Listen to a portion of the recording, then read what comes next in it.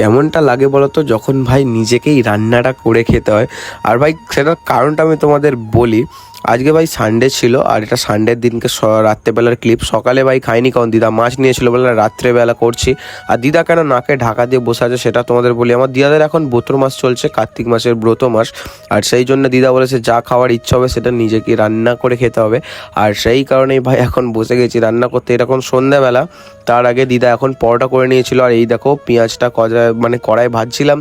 তারপরে দিদা হলুদ গুঁড়ো ছড়িয়ে দিল আদা রসুন দিয়ে করে, তারপরে মাংসটাকে কড়াই চাপিয়ে একটু এদিক ওদিক করে নাড়ানাড়ি করলাম। আর ভাই আমি মাংস রান্না করতে জানি, দিদা আমাকে একটু বলে দেয়নি। আর দিদা শুধু গন্ধর কারণে আমার পাশেই আসেনি, জাস্ট হলুদ গুঁড়োটা দিতে এসেছিলো। আর ভিডিওটা কে শ্যুট করছিল তোমাদের বলি, স্ট্যান্ডে লাগিয়ে রেখেছিলাম, তারপরে একটু ভাই শ্যুট করছিল।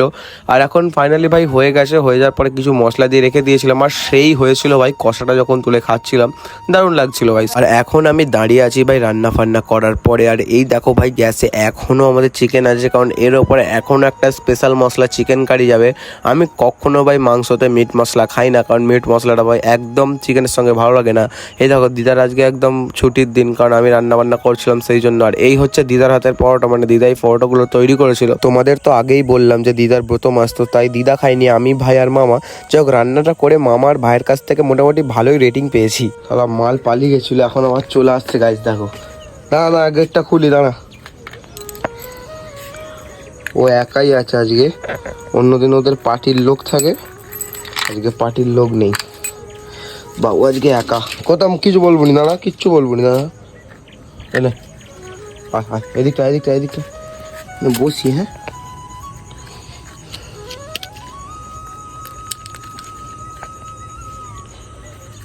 খা। আমি সবে গাই শুতে যাচ্ছিলাম, ঠিক আছে, আর দেখি নিয়ে বসে আছে। তখন দিদা বলে তাহলে একে দুটো বিস্কুট আরে খাওয়া, দিদা মাঝে মধ্যে খাওয়াই, ঠিক আছে। সেই দেখতে পেলাম, একে খাওয়ালাম। এখনও অনেকজন থাকে, ঠিক আছে, এইদিকে এর সঙ্গে অনেকজন ঘোরাফেরা করে, এইদিকে নেই। আমি ডাকছিলাম, প্রথমে তো আমাকে দেখে ভাই প্রথমে কেটেই পড়েছিল, ঠিক আছে। এ ছিল আরও দুজন ছিল এর সঙ্গে, দুজন কেটে পড়েছিল, পালিয়ে গেছিলো, ঠিক আছে। তারপরে আমি বাইরে এসে ডাকাডাকি করছি, কেউ আসেনি। তারপরে আমি এখন হাত পাটা ধুয়েছি, ধুয়ে কানে ঘরে ঢুকছি, তারপর দিকে নিয়ে এসে ভাই বসে আছে। তাই গেটটা খুলে আর আসলাম খাওয়াতে।